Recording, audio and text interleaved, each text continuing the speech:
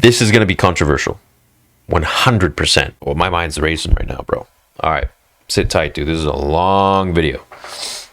Hey guys, what's going on? I'm currently editing this right now late into the morning, and I just want to say that I've read the whole free thing that Star Wars gave us on their website. If you want to go read it yourself, I highly recommend that.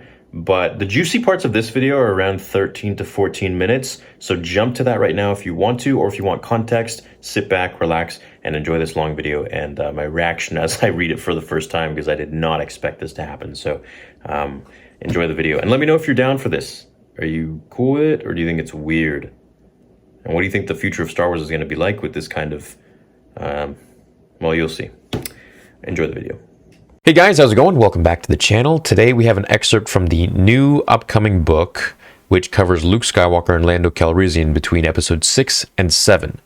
I'm definitely anticipating this book, as well as the Obi-Wan and Anakin book coming at the end of July, probably at the end of the Kenobi show. Now, we get an excerpt today, and I don't really know what this book is about. We did get a bit of an announcement about it, like a few months ago, and I covered it in a video.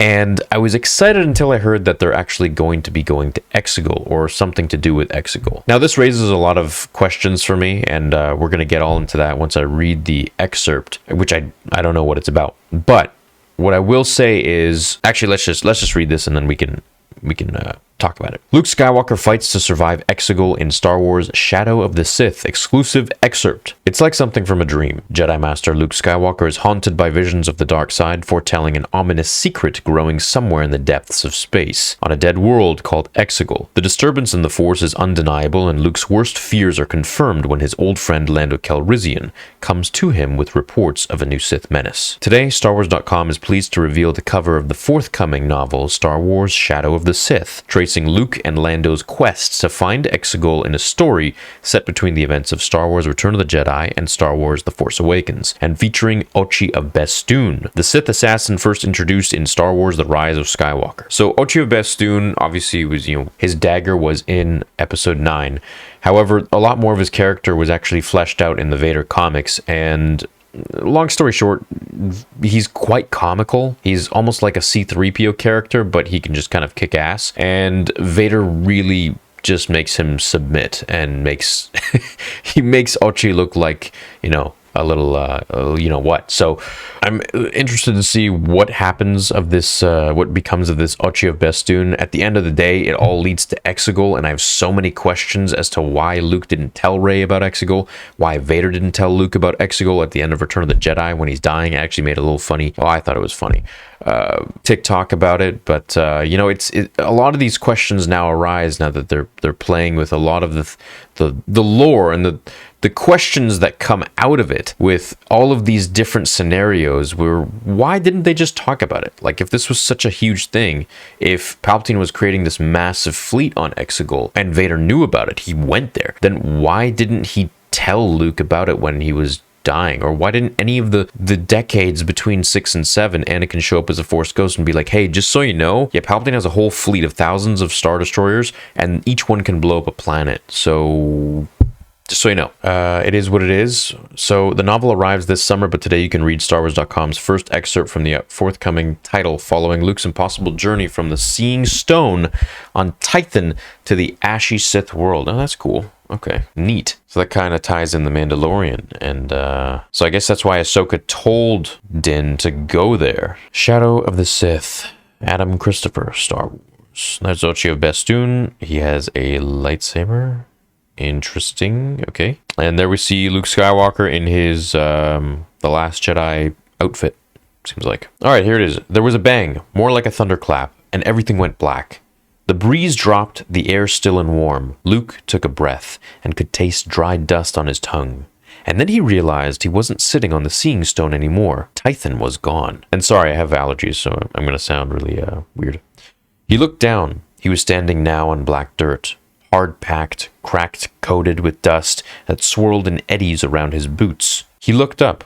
The world was black and dry, the sky dark and filled with roiling black clouds, lit by constant flashes of lightning that shorted directly down into the ground. If it was day or night, Luke couldn't tell. The place was both light and dark at the same time, the vast, flat plain of black stone lit evenly from a sun that wasn't there. Luke took another breath. the taste getting stronger in his mouth. Already his eyes were drying out, the atmosphere, the ground, the whole place so old, so desiccated. He knew immediately where he was. He had been here many times recently, this nightmare landscape of his visions. Only now he knew its name.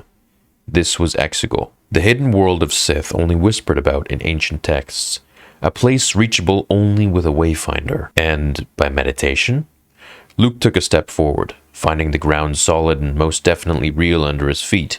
He walked a small and slow circle, eyes at the horizon. Lightning flashed, lighting the farther reaches of the plain, revealing it to be featureless and dead. The same place as his visions, yes, but this felt different. This felt real. Could he have been transported? Luke frowned, his mind racing along with his heart. True enough, he didn't know the full extent of the powers of the Seeing Stone. He had researched the place for years, but he had never actually used the stone for its ancient purpose, to commune directly with the Force. He knew himself what a powerful Jedi he had become, what untapped potential he still had within himself despite, or perhaps because of, his years of self-directed, masterless training. Had he done it? He had the holocron, or what was left of it, and the kyber crystals. Was there enough of the holocron data core left for the Seeing Stone to have been able to read it, somehow, taking him to where the original owner had failed to reach all those centuries ago? And what about the kyber crystals? They resonated with the Force, their very structures in a natural sympathetic vibration with it. Were they the catalyst, making the journey possible? Was that what the original pilot had tried, combining two very different forms of Sith power to overcome their lack of a true wayfinder? It was then that a far more important question entered Luke's head. Could he get back to Tython? Then he spun, ducking instinctively as something brushed past the hood of his robe, strong enough to shift the heavy fabric over his shoulder. There was nobody behind him. He turned the circle again. He was alone on the plain, the air perfectly still, the caustic sour taste growing even stronger in his mouth. Again, something brushing past him. This time with a distinct whoosh of the dry air and the sound of someone's feet scraping along the hard ground. Luke ducked out of the way again, moving a few meters from his original position. Looking down, he saw his footprints in the dust. It was hardly an impression, but enough for him to see his own tracks. And the tracks of someone, or something else. Two large arcs, not footsteps, but the signs of something being dragged along the ground, on opposite sides of where Luke had just been standing. He looked up, turning slowly to see all around him. There was no place to hide, no rocks, no buildings, nothing. Luke could see from horizon to empty horizon. Lightning flashed, and then he saw it. Just for an instant as it was lit up by an electrical storm. A figure, a fair distance away, perhaps 100 meters, and then it was gone, before Luke could register any features or form at all. "Hello?" he called out, feeling slightly foolish. He tried again. "Who's there?" Again the sound, louder now, and he felt something physically push his back. He went with the movement to keep his own footing, moved forward farther, then spun around, his hand whipping his lightsaber from his belt and presenting it in one smooth, fluid movement. He paused, feet spread, weight low, the defensive position that was as instinctive, as automatic, for him as breathing. Luke was surrounded. They were tall, thin, 9 of them, nothing more than wraiths, nothing more than shadows.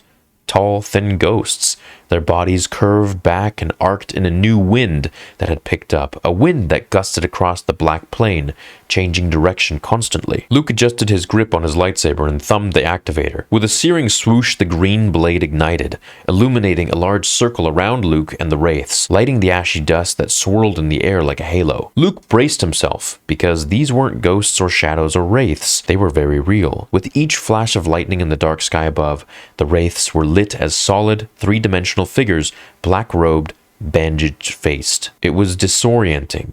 Luke narrowed his eyes as he focused, the foes surrounding him flashing between translucent billowing shadows and solid humanoid figures. Then they began to circle him. They kept the same distance from Luke and from one another. As they moved, all of them keeping their front facing this intruder into their world. Luke, balanced on the balls of his feet, fingers adjusting, readjusting on the grip of his lightsaber, was ready for the attack he knew was coming, all the while his mind racing. How did I get here?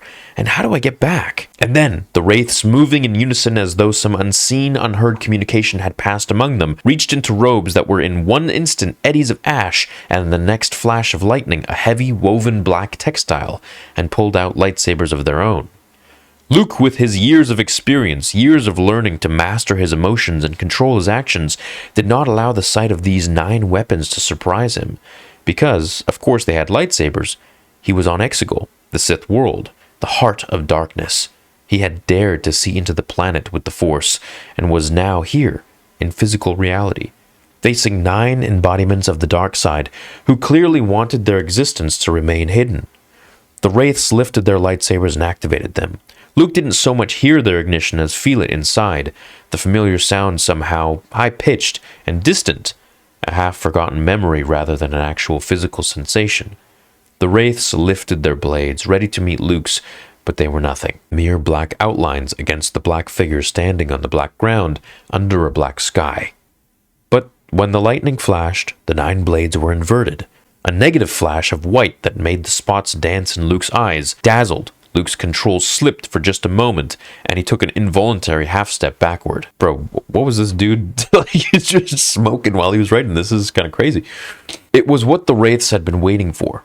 They rushed at him in silence, their robes of shadow ash disintegrating in the wind as they moved, their whole bodies becoming insubstantial, particulate matter that blew away in the breeze.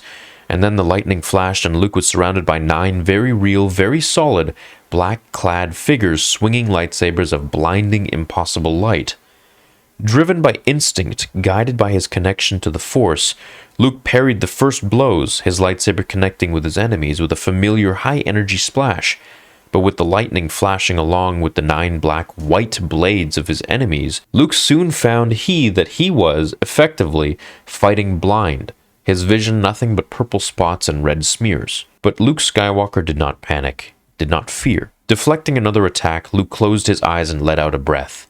He didn't need eyes to see his enemies. All he had to do was look inward, to feel the Force flow through him, to feel its connection with himself and the galaxy and all the beings that lived within. I am one with the Force, and the Force is with me. The next attack was parried with perfection. Luke's riposte was likewise a textbook example of the Jedi form. But then his blade passed through nothing. Luke didn't open his eyes. He just bowed his head, spinning on the spot to counter the attacks coming from the other side, while he concentrated, trying to enter an almost meditative state so he could press an attack rather than let the Force guide him merely through a passive automatic defense. Luke didn't open his eyes. He just bowed his head, spinning on the spot to counter the attacks coming from the other side, while he concentrated, trying to enter an almost meditative state so he could press an attack rather than let the Force guide him merely through a passive automatic defense. And then he faltered. A frown flickered across his face as he reached out with the Force, and there was nothing. No connection, no feeling. It was as though he was still on Tython, on the Seeing Stone, at the center of a grace where the Force coalesced around him, but not within him. The beings around him, 9 shadow wraiths with blades of light and dark, did not exist in the Force. They had no presence, no form. This was impossible. The Force connected all life in the galaxy, but it also surrounded and penetrated the inanimate objects. Objects, rocks, planets, starships, droids, everything had a presence in the Force, or rather an absence that could be felt as strongly as if they were living things themselves. But the wraiths were nothing. Luke couldn't sense them with the Force at all. He turned left, then right, lightsaber swinging up, then down, then out, parrying 3 more blows, but blinded and unable to even sense his opponents. He was unable to attack. He might as well just be swinging randomly at the air around him, which he did. He opened his eyes, squinting against the flashes of lightning and the searing sweeps of the wraith blades. His own green lightsaber, the one thing that was familiar, the only color in his nightmare. But that faithful lightsaber could do nothing against the wraiths. He blocked a blow, his eyes and brain beginning to adjust, very slightly, to the disorienting world around him, and then came in with an attack, high and then low, completely avoiding his opponent's blade. But his lightsaber passed through the wraith, dragging a wake of ash behind it, lit in the glowing green of Luke's laser sword. The wraith didn't even seem to notice. It brought its blade back up, and Luke parried again, ducked sideways and parried a blow from his left side, swung the lightsaber to the right to counter another, then carved a series of angled attacks that should have cut the 3 opponents in front of him to ribbons. His blade met no resistance. On the contrary, the wraith directly in front of him stepped into his attack, apparently unaware or unconcerned as to the position of Luke's blade. Luke didn't stop moving. He dodged the shadow blade of the wraith even as he passed through the being himself, the cloud of ash and dust thick around his face, coating his skin, his tongue, filling his mouth with the taste of hot metal. Now behind the group, he turned and pressed a fresh attack to their rear, swinging his lightsaber left and right and left again, blocking the thrust of a shadow blade as one wraith turned in a whirlwind of spinning black smoke and brought its weapon to bear. Once again, lightsaber met lightsaber, green light met shadow blade, and Luke could feel the jolt through the hilt of his own weapon, could see the fizz of energy as his blade slid along the length of his enemies before the wraith pulled away in one direction and Luke in the other, both then turning to cut in at a sharp angle. Blade met blade again, this time with a bang of spitting plasma, as though the wraiths were toying with him. One moment their weapons real, the next a shadowed imitation of reality. Sensing this change, Luke's next blow was powerful enough to knock the other blade away, and he quickly made his riposte, straight through the neck and torso of the apparition. Once again, his blade met nothing.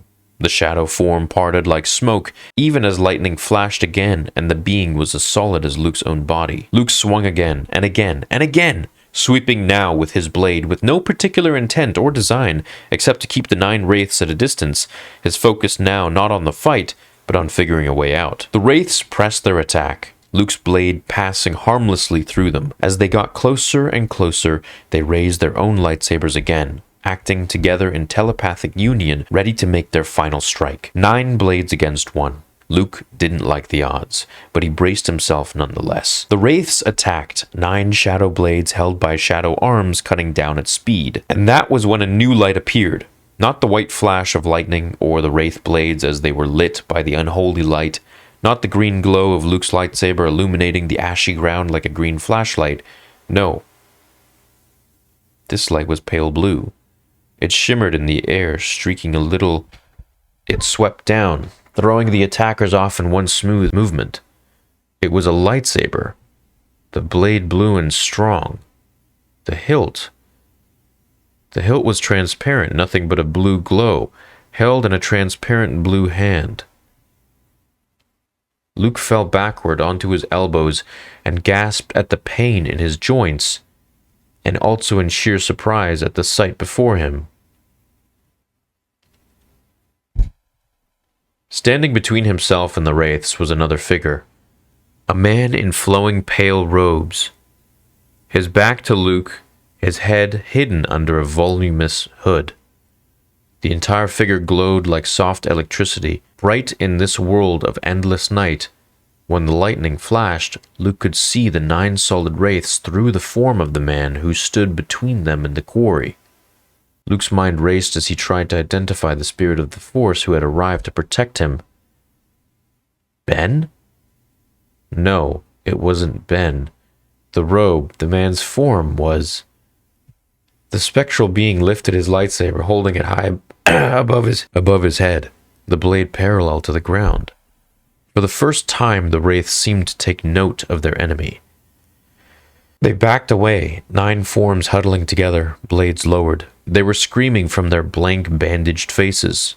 Although Luke wasn't sure whether it was a real sound or just an echo inside his head, it was hard to concentrate on what he was seeing.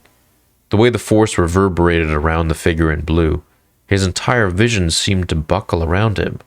The wraiths continued to back away, and then they vanished, their shadow shapes evaporating into dust that spun away on the last eddy of the dying wind. For a moment, all was still. Then the blue figure turned around, his lightsaber extinguished. Luke pushed himself up onto his elbows. He blinked. It couldn't be. It couldn't be. The blue figure lifted his hood back to reveal the strong, sharp face of a young man, his gaze intense beneath a furrowed brow that was bisected by straight vertical scar. His thick hair was shoulder length and had a slight wave to it. Anakin Skywalker reached out his hand, Luke took it, and everything went white. Pre-order Star Wars Shadow of the Sith by Adam Christopher before it arrives June 28th. What?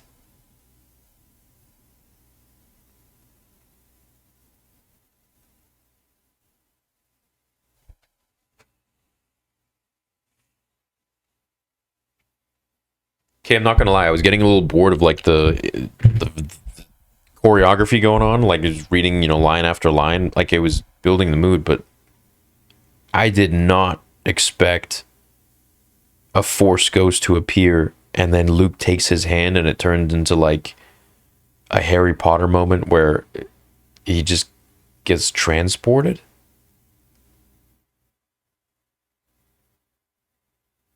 And Anakin is using his lightsaber as a Force ghost? Bro, they could actually fix this. They could actually fix the whole sequel thing.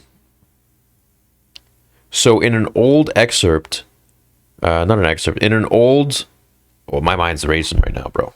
All right, sit tight, dude. This is a long video. If they do what I think they're going to do, what could come after this could be literally, like, it doesn't mean Luke is gone. So in some drafts, some early drafts of Return of the Jedi, and I've made videos about this. This is coming from the Making of Return of the Jedi books. Beautiful books. In some early drafts, there were actually supposed to be, there were parts written where Obi-Wan and Yoda would show up and actually fight as ghosts, full on as ghosts. They'd show up and fight at the end of the movie. So this whole, and this is something I always thought would have made for a really interesting movie in itself, was what happens when you become a Force ghost. When you go into the world, as I used to call it, the world between worlds, or the world after the living world, you just become more powerful. And if Obi-Wan was, dude, yo, this can be actually totally fixed. Oh my God. They're going there. They're totally going to do it. Episode 10 is going to be like Luke, how he should have been in the sequels, if they do that. I think that's what they're going to do. And mind you, they should have done this with episode 7, 8, 9, but I think this is what they're going to do. They're going to take that bit of draft from the early drafts of Return of the Jedi, and they're going to use that and really dive into the world of becoming a Force ghost. I mean, if freaking Anakin is showing up with his damn lightsaber and battling these weird, dark, Thanos snapped particle flowing dudes with lightsabers, I mean, and Luke in episode 9, like raising the X-Wing, grabbing the lightsaber. I mean, like, basically dying literally makes you more powerful than if you were alive. And they're really playing on what Obi-Wan said in A New Hope, and I don't know if it was meant to be intended like that, but it really plays into it, and you can't say that it doesn't make sense. If you strike me down, I shall become more powerful than you can possibly imagine. Well, here it is. Dare I say, the sequels, or at least after the sequels, there's still hope. And this is pretty cool. This is pretty damn cool. I think they're doing it right. Finally. Jesus. I mean, Luke takes Anakin's hand, and where does it transport him? What, back to Tython? Maybe it transports him somewhere else. I mean, I don't even care where it transports him. There's a whole freaking story now of Anakin, Revenge of the Sith looking Anakin, in light robes, basically the robes that we saw him in at the end of Return of the Jedi as a Force ghost. He has an entire story now for like the rest of eternity. And maybe there's, I mean, there's the living world, but then there's beyond that, there's the Force ghost world, where it's like it's like when Goku goes to freaking when Goku dies and he sees like Cell and Frieza there, it's like it kind of cheapens the effect of dying, like, I mean, dying doesn't really mean anything anymore at this point, but I mean, did it ever? Strike me down, you should become more powerful than you possibly imagine. Like, okay. dude, I hope they don't make it cheesy. They don't make it like lame or cheap or like just pure fan service. You know, it's got to make sense. As much as I love Anakin returning, you know, with his lightsaber, like it's still kind of weird that he's returning as a Force ghost with his lightsaber. Like, so I got to let this marinate for like a week or two. You know, we got to talk about it on Nerd Theory. But right now, my initial reaction is this is pretty cool. And these are things that George Lucas had intended for Return of the Jedi with Obi-Wan and Yoda. However, of course, he decided against it, and I'm glad he did. But I mean, if this is the only way that Luke can come back and be Luke, I mean, I can just completely ignore 7, 8, 9 and just jump after that, I think, as they're going to expand upon what it is to become a Force ghost and all of the powers and abilities that all of the stories, all of the villains that may be in the Force ghost world. I mean, Sith can't become Force ghosts, but obviously there's these weird 9 being things. So, wow, this is there's a lot to talk about here. There's a lot to discuss. There's a lot. Yeah, I'm going to be reading this book for sure. You know, I was writing it off as like, oh, geez, they're just connecting it to the sequels. But, you know, after this, I'm now seeing what they can do beyond the sequels. You know, this won't retcon the sequels. It'll just help me ignore it more. And I can just jump into afterwards and be like, all right, Luke's dead at this point, and now let's see what his journey is like. And they can use the whole deep faking thing with Anakin, and all right, let's see where this goes. But anyways, I implore you to go read this excerpt yourself on StarWars.com. And my mind's racing right now. You know, let me know what you think about it. Are you for this? Do you think it cheapens the whole deaths of Force users in Star Wars? Do you think, I mean, like, is Mace Windu gonna show up now and like try to fight Anakin and be like, yo, you betrayed me and everybody? Or like how is this going to play in? You know, is this just a cheap tactic to kind of soften everything up and make it like, it's okay? Or do you think this is actually the way to go and this is what's intended? As I said, George did write something like this back in the 80s for Return of the Jedi, but of course decided against it. So, and I'm glad he did. But if this is the only way to move forwards without Luke just kind of ceasing to exist, and we get to follow his story into the Force with his father, with Obi-Wan, with Yoda, and so many more beings, I mean, I'm down to be entertained. Are you not entertained? I'm down to learn about those stories. So, bring it on. We'll see. So let me know in the comments below, yay or nay. Are you for this or are you against it? Let's see what happens. Let's see what Josh has to say about this. I don't even know if he knows about it yet. But I'll see you guys on Nerd Theory tomorrow, and we can discuss it there as well. This is going to be controversial, 100%. But I'm down for it. I think it's going to be cool. It's weird. It goes against a lot of things, but if this is the only way forwards, I prefer this. Prefer this to, you know, not. And you know, just focusing on not Luke and not Anakin. So, all right, let's see what happens, and we can continue to judge going forwards. Thanks for watching this video. Hope you enjoyed it. And the internet's going to be in a storm. So, yeah, we'll see what you guys have to say. I'm excited to see what you guys have to say, actually. So, love you all. Have a great day, and may the Force be with you.